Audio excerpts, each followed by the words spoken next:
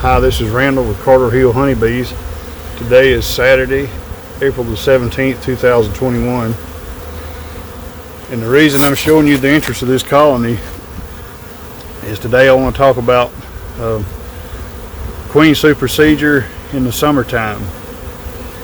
And this colony right here I specifically remember from last year at honey harvest, and which for me was, I think I was harvesting this yard around July the 10th, 15th, something of that nature. I got one and a half supers of honey off of this colony, and there wasn't that many bees, and I did a deep dive down into it, and there was no eggs, no brood. And I've run into this before. I actually been burned a few times, or go out and order me a queen and get it in, and when I come to install it, well, there'd be eggs and larvae there. So for some reason in the summertime, in my experience, when a colony supersedes that way, it seems to take longer for them to start laying. So I usually will give them a couple, 3 weeks based on how the bees are acting. The bees seemed like they was kind of calm. They wasn't really nervous and runny, even though I couldn't find no brood of any kind. But I was really disappointed in the colony production last year, and it kind of, you know, it just kind of didn't do all that great. And I've seen this a few times over my beekeeping career, and I don't really know what's going on there. Perhaps it's their way of naturally dealing with the mites, because I've seen probably 4 or 5 times I've seen colonies do this in my career. I come back in a week or so, and sure enough, there was eggs and larvae there, and I'd treat them for mites. The mite count wasn't that high. It seemed like it was around 10 or 13 in the wash. It wasn't, you know, exceedingly bad. And they started building up pretty quick, so I knew they had a young queen. And at that point, I knew that if this colony would survive, it would probably do pretty good this spring, because I've seen this happen in the past. So my point with this is, if you catch a colony, you know, maybe it's kind of lulled throughout the year and it supersedes itself in midsummer, try to take care of it. It may pay dividends the following spring.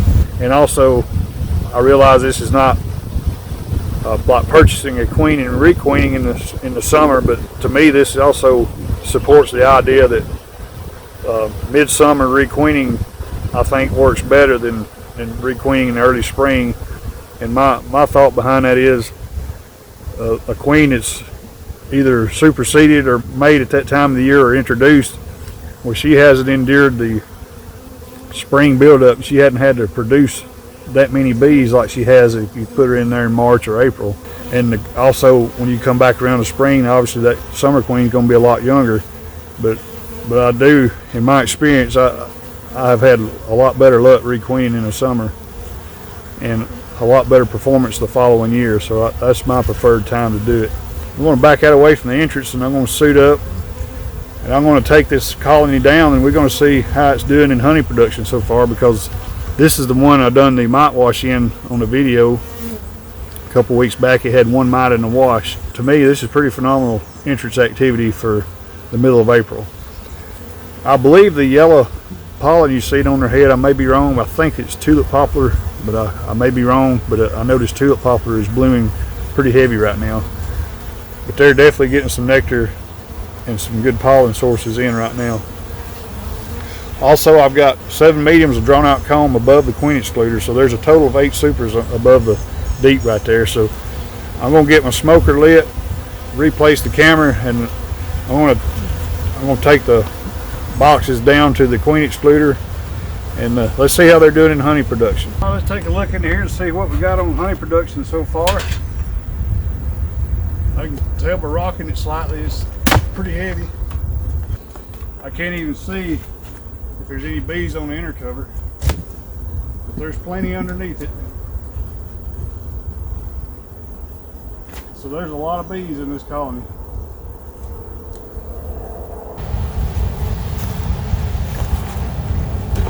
All these supers are fully drawn. I put this one on probably a week or 2 back. That's in the super number 8, but they've already got it's almost like you would think the queen is up here, but I hope she's not. But anyway, there's an open exposed area. They're putting nectar right across here, and that'll be turned into honey pretty quick. back when I shook the bees down, I tried some both ways, but this may be one of the ones I put the 2 empty mediums immediately on top of the excluder and then put the brood up here. Some of them I put the colonies that wasn't quite as strong, I put the brood immediately on top of the excluder, but this one was really strong, so I most likely done it that way, and I kind of want to see what the results of that are. You know, if they're filling a lot of nectar in these 2 supers right here.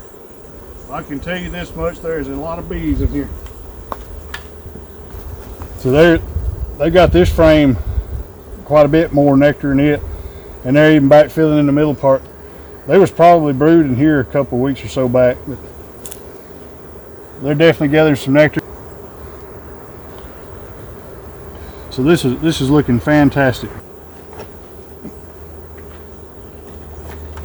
I can tell you this one was heavy. Now look at this. This super is totally full of honey, and it is mostly capped. And it is April the 17th. So this colony, to that point right there, that's about the equal amount of honey it produced last year. And that's why I'm saying, you know, if you catch one that supersedes in the summer, take care of it, because more than likely I'm going to get at least 5 supers off of this colony.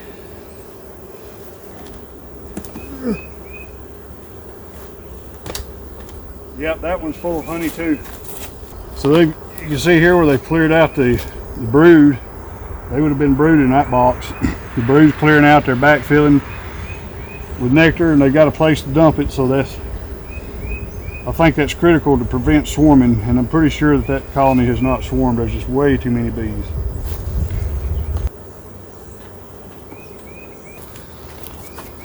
And here's the other thing I'm looking for. There's a little bit of brood left here, but they're starting to backfill the perimeter of the brood nest. But right there's some of the youngest brood left. And as the brood emerges, it's providing ample space for them to dump their nectar as they come in. So this will help with swarm prevention for sure. I'm really liking what I'm seeing to this point. So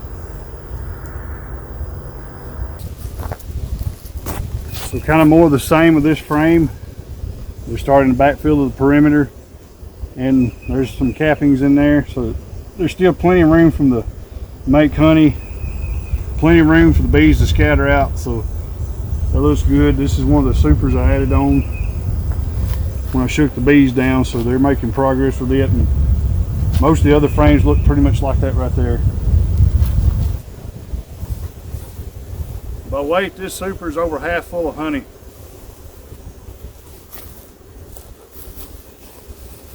So this is the last box I'm going down to. I'm not even going to take it off, but it's right on top of the queen excluder.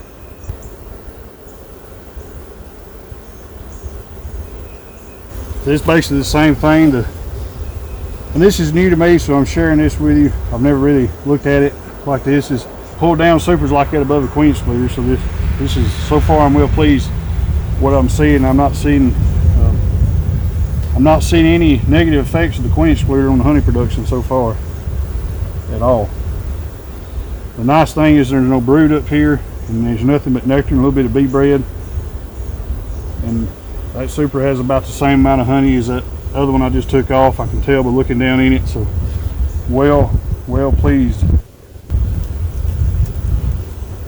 And the remaining boxes are pretty heavy too, so this colony's got a lot of resources at its disposal right now.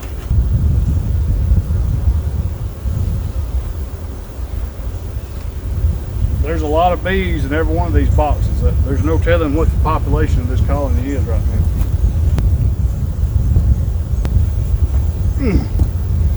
Man, that was heavy.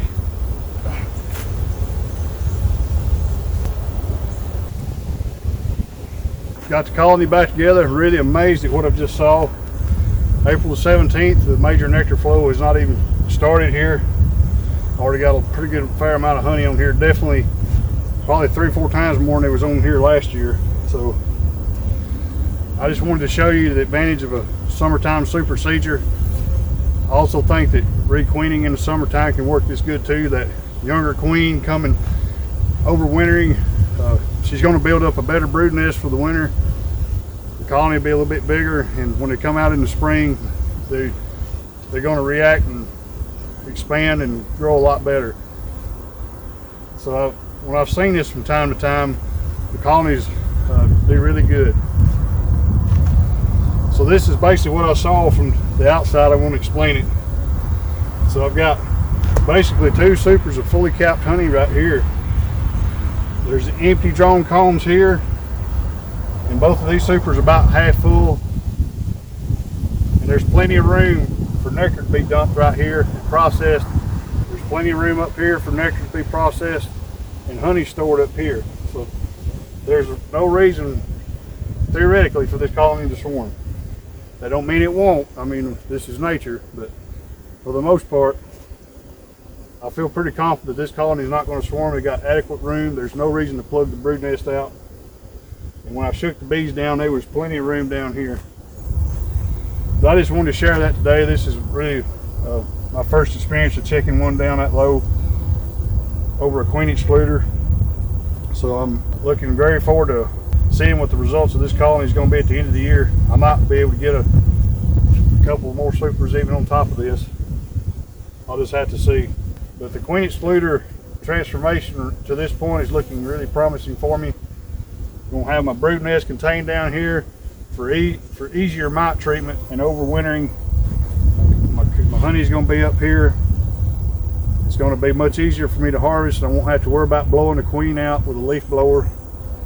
I'm probably going to try a bee escape this year too. I've never used a bee escape, so I want to see how one of those work. Well, anyway, I just wanted to share this experience with you about summertime supersedure. Just remember that be a little patient in the summertime. If you see one that looks like it's queenless, especially if the bees are calm, if there's still a bit of nectar flow, they'll backfill the brood nest with nectar while the supersedure process happens, or maybe while the queen is out maturing. And then you may come back a week or so later, they may still be no eggs, but where she's about to start laying, nectar will be cleared out, and that typically is a sign she's about to start laying eggs, even though there may not be none there at that time. And you can probably come back another week to 10 days and it'll be full of eggs. Anyway, I hope you enjoyed this video, and we'll see you next time.